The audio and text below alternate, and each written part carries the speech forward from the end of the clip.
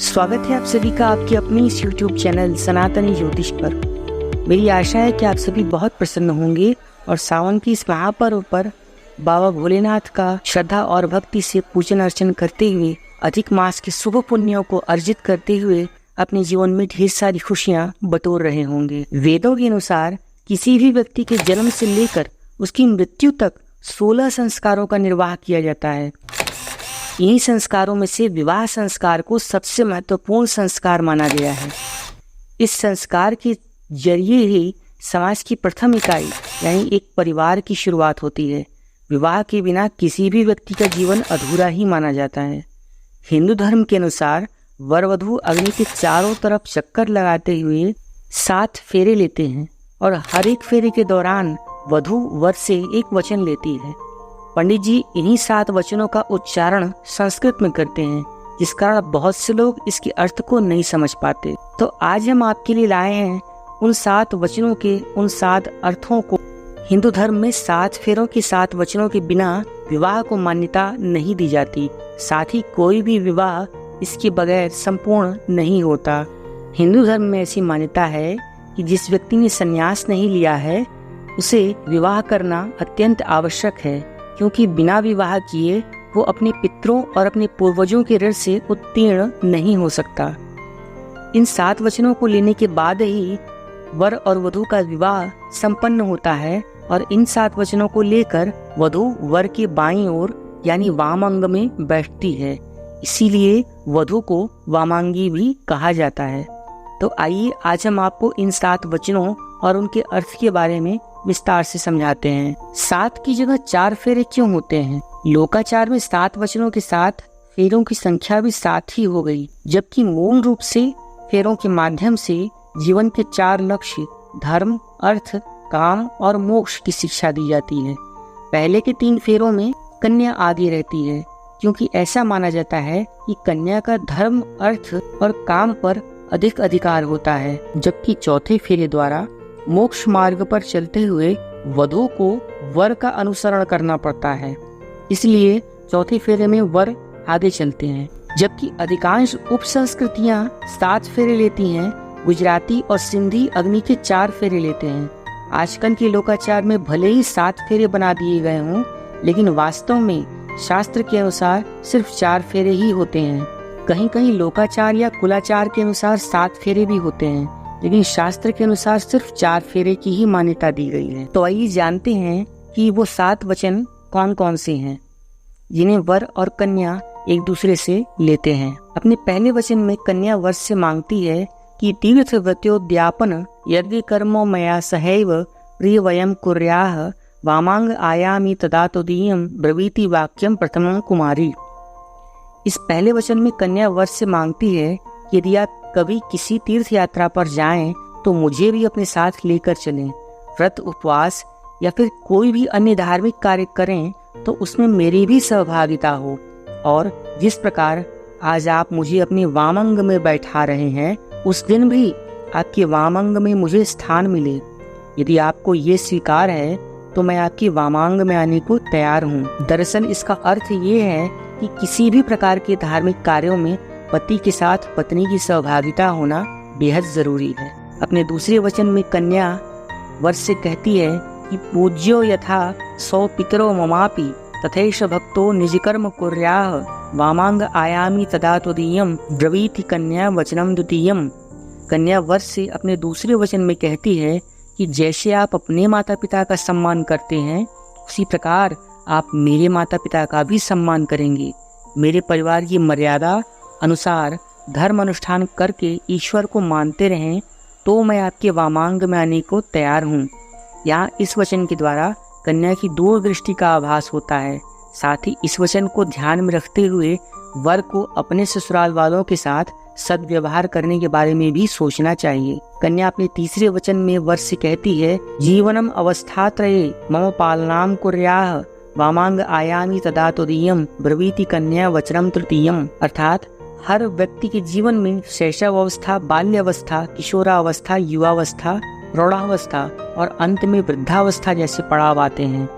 विवाह की सही उम्र युवावस्था की होती है, और कन्या भी अपने तीसरे वचन में इसका ख्याल रखते हुए वर्ष से कहती है कि यदि आप युवा, प्रौढ़ और वृद्धावस्था यानी जीवन भर मेरा ख्याल रखेंगे, जीवन भर मेरा ध्यान रखेंगे और मेरा पालन पोषण करने को तैयार हैं, तो मैं आपके वामांग में आना स्वीकार करती हूँ। कन्या अपने चौथे वचन में वर्ष से कहती है कि कुटुंब संपालनम सर्व कार्यम कर्तु प्रतिज्ञाम यदि कातम कुर्याः वामांग आयामी तदा त्वदीयम ब्रवीति कन्या वचनम चतुर्थम। कहा जाता है कि जब तक किसी व्यक्ति का विवाह नहीं होता तब तक वह घर परिवार की चिंताओं से मुक्त रहता है। भले ही उस पर पूरे परिवार की जिम्मेदारियों का भार आ चुका हो, लेकिन विवाह से पहले उसे इनसे आजाद ही माना जाता है। इसी को देखते हुए कन्या वर्ष से चौथे वचन में ये मांगती है कि अब तक आप घर परिवार की चिंताओं से पूरी तरह से मुक्त थे, लेकिन अब जब आप विवाह बंधन में बंधने जा रहे हैं तो भविष्य में पूरे परिवार की समस्त आवश्यकताओं को पूरा करने का दायित्व आपके कंधों पर ही होगा।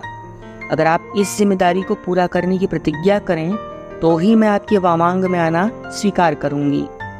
अपने पांचवें वचन में कन्या कहती है कि स्वसद्य कार्ये व्यवहार कर्मण्ये व्यये मामापि मंत्र ये था वामांग आयामी तदा त्वदीयम ब्रूते वचः पंचमत्र कन्या।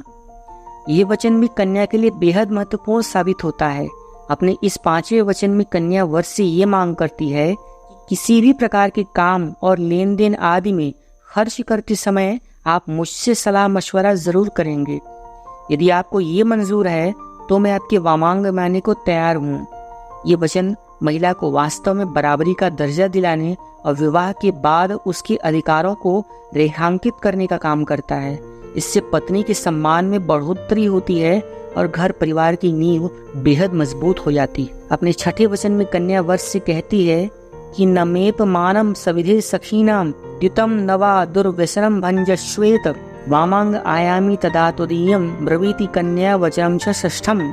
छठे वचन में कन्या वर्ष से ये कहती है कि अगर मैं अपनी सखियों अथवा अन्य स्त्रियों के बीच बैठी हूँ तो आप वहाँ सबके सामने किसी भी कारण से मेरा अपमान नहीं करेंगे। साथ ही अगर आप जुआ और अन्य किसी भी प्रकार के बुरे कर्मों से अपने आप को दूर रखेंगे तो ही मैं आपके वामांग में आना स्वीकार करूंगी।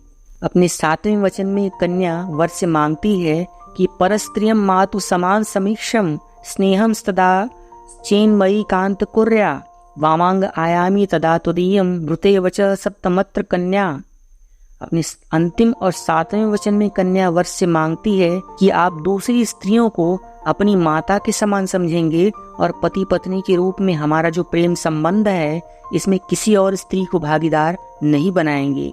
यदि आपको मेरा ये वचन भी स्वीकार है तो ही मैं आपके वामांग में आना स्वीकार करूंगी। तो इस प्रकार से कन्या वर्ष से इन 7 वचनों को लेकर संतुष्ट होती है और विवाह के बंधन में बंधती है। लेकिन वर द्वारा भी वधू से 7 वचन लिए जाते हैं जो कुछ इस प्रकार से हैं।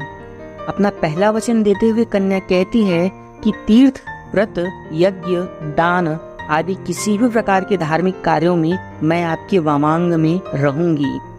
अपने दूसरे वचन में कन्या वर को दूसरा वचन देते हुए यह कहती है कि वो आपके परिवार के बच्चे से लेकर बड़े बुजुर्गों तक सभी की देखभाल करेगी और जो भी जैसा भी उसे मिलेगा वो उससे संतुष्ट रहेगी। तीसरे वचन में कन्या वर से कहती है कि मैं प्रतिदिन आपकी आज्ञा का पालन करूंगी और समय पर आपका पसंदीदा व्यंजन तैयार करके आपको दिया करूंगी।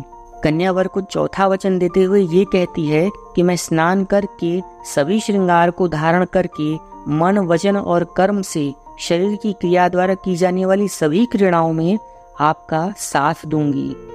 अपने 5वें वचन में कन्या वर से ये कहती है कि मैं आपके दुख में धैर्य और सुख में प्रसन्नता के साथ रहूंगी।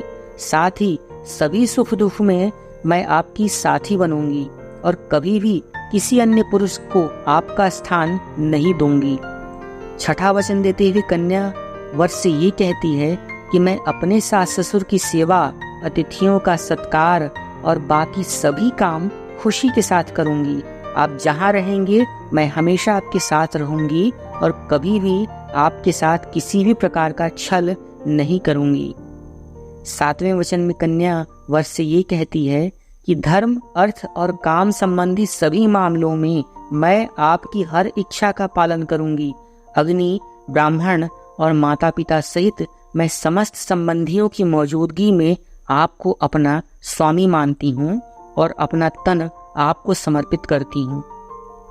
इस प्रकार से वर और कन्या के बीच में ये 7 वचन के द्वारा ये विवाह संपन्न होता है और जीवन भर इस विवाह बंधन की डोर में बंधकर एक परिवार की बहुत गहरी नींव रखी जाती है। तो आप सभी को आज की हमारी ये वीडियो कैसी लगी, आप कमेंट बॉक्स में हमें ज़रूर बताएं। और अगर आपको मेरी ये वीडियो पसंद आई है तो आपसे एक सविनय निवेदन है, इस वीडियो को एक प्यारा सा लाइक और इसे अपने मित्रों और परिचितों में शेयर ज़रूर करें। साथ ही साथ अगर आपने मेरे इस चैनल को सब्सक्राइब नहीं किया है तो प्लीज़ मेरे इस चैनल को सब्सक्राइब ज़रूर करें। तो मिलते हैं आपसे फिर से किसी नई वीडियो के साथ। तब तक के लिए आपका बहुत बहुत धन्यवाद। हर हर महादेव। Thanks for watching.